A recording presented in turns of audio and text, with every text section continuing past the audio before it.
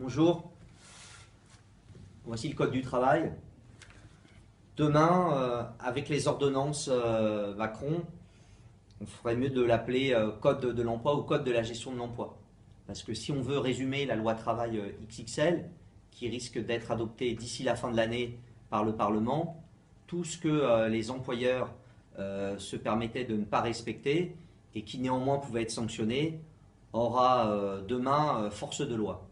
Donc il est vraiment urgent de poursuivre la mobilisation. Il y a une nouvelle occasion qui nous est donnée, c'est le 16 novembre, où à l'appel de plusieurs syndicats de salariés et d'étudiants, les mêmes qui étaient opposés à la loi travail 1 de l'an dernier, il y a un appel à la grève et aux manifestations, mais on a bien conscience qu'une seule journée, aussi réussie soit-elle, ne permettra pas de faire reculer le gouvernement. D'ailleurs, ça sera la 5e journée depuis la rentrée de septembre.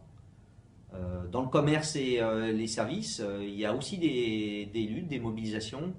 Je pense à la grève depuis plus de 3 semaines des femmes de chambre de l'hôtel Holiday Inn de Paris, porte de Clichy, pour l'amélioration de leurs conditions de travail.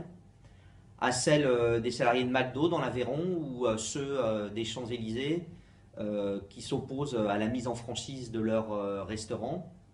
La lutte des salariés de Vélib qui ne veulent pas voir brader leur emploi, ou encore celle des livreurs de Deliveroo qui, en dépit de leur extrême précarité, ont pu imposer à leur employeur le fait de devoir négocier.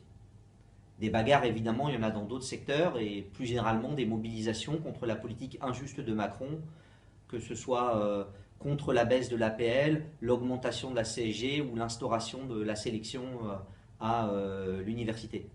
Mais c'est trop éclaté, il faut impérativement converger pour être entendu, et c'est justement ce que propose le Front Social, en se réunissant, en manifestant tous à la même date et au même endroit, à savoir samedi 18 novembre à 14 heures sur Paris, place Pereire, pour une marche nationale sur l'Elysée. Parce que si on veut en finir avec Macron et son monde, il est urgent de s'unir pour ne plus subir, et c'est dans la rue que ça se gagne.